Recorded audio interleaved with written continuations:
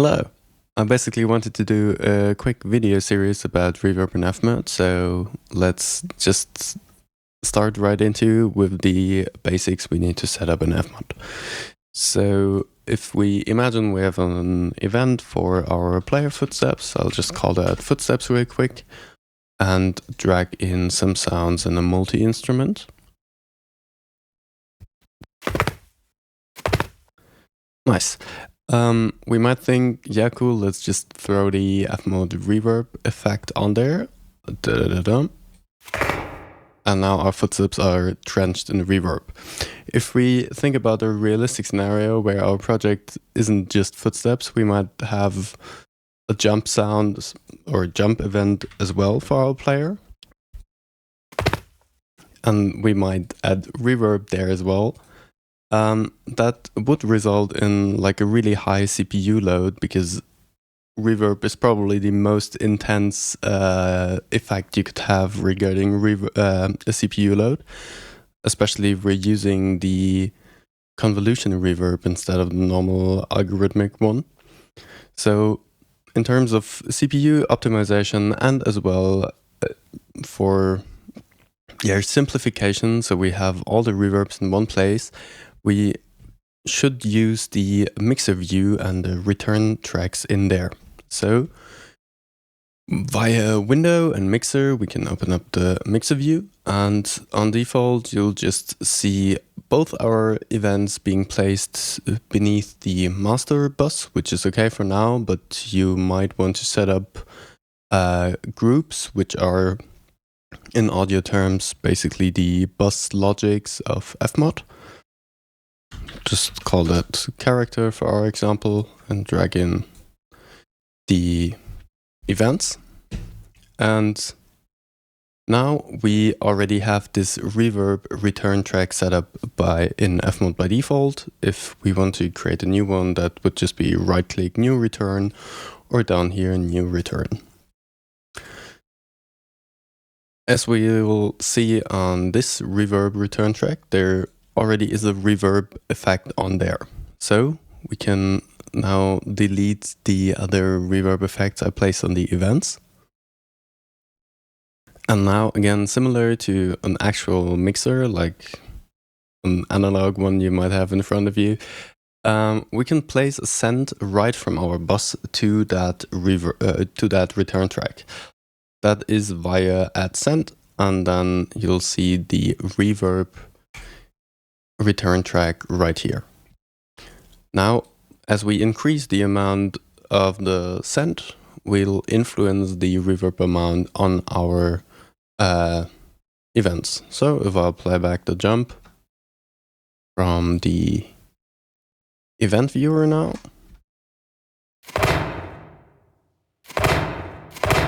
you can hear we do have a lot of reverb on there, so for practical use, you probably want to dial that down a little bit.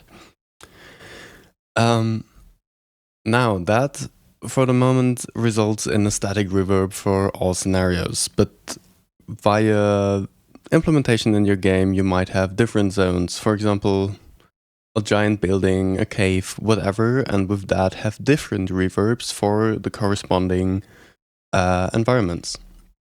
So, for example, we could rename that to cave and duplicate it, or basically create a new one.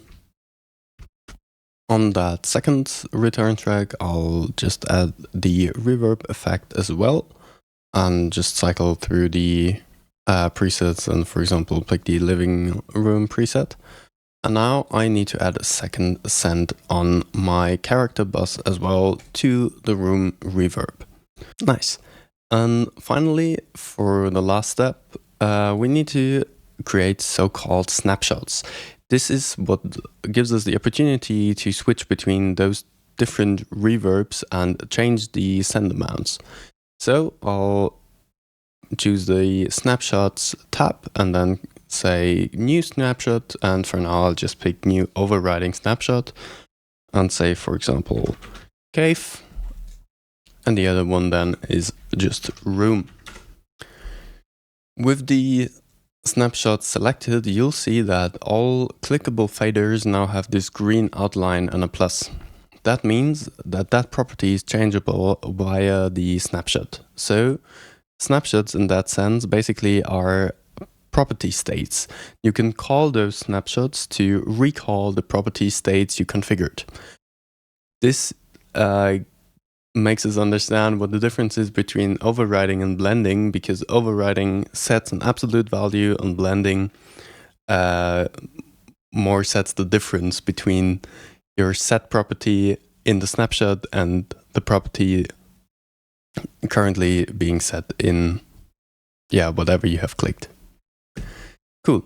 So for us, that basically means for our cave snapshot, we want to set the cave reverb to maximum for now, and the room to 0, and for the room, the other way around.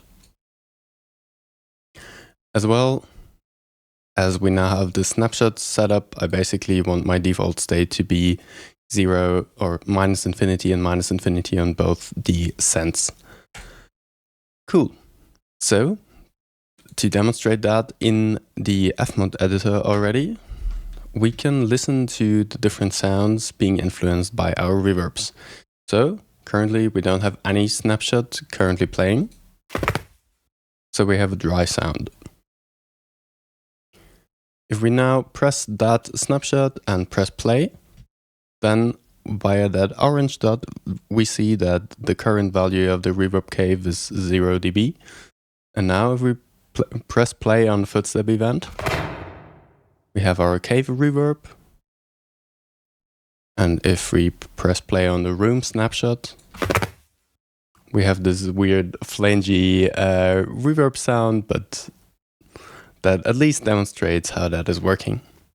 So as a last side note, in the FMOD demo project from Firelight, you'll see that they're actually automating the reverb properties via a snapshot. So I'm gonna create a new one to demonstrate that real quick. That's modulate. And that gives you the opportunity to change the properties of the reverb itself. So for example, increasing the reverb time. And with that, when you're triggering that snapshot, you're changing the reverb from being a small one into being a big one. Why I'm sort of against that approach is that that can result in a confusion, because you have that reverb instance, but it's getting changed. So you're not really seeing the properties you're actually hearing. And that can be a bit confusing. As well, if you'll end up using convolution reverbs, this approach is not really working, because you can't change the sample of the convolution reverb on the fly.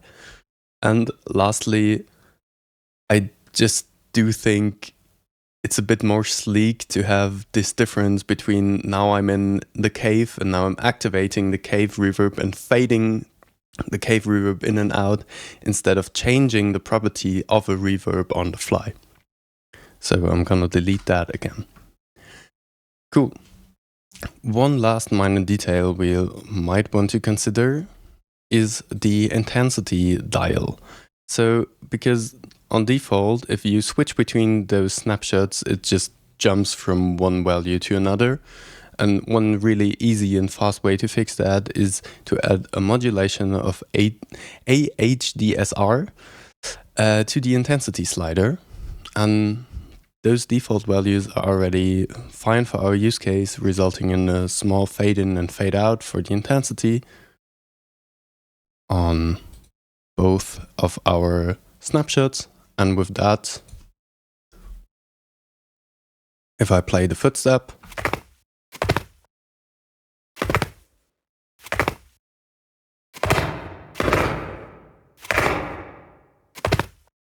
we have a small fade in and fade out.